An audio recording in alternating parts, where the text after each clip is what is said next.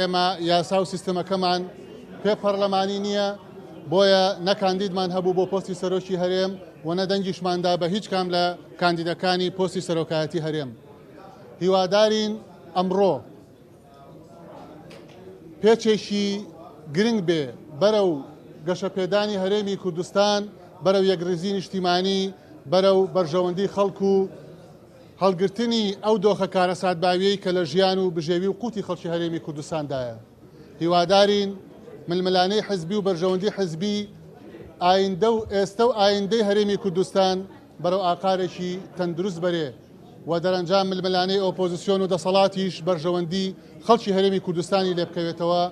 ئێمە دەنگمان نەدا بە سەرۆکایەتی هەرێمی کوردستان. ئێمە یاسا شکێنی بەستەمکار دەزانین، بەستەمکاری دەزانین.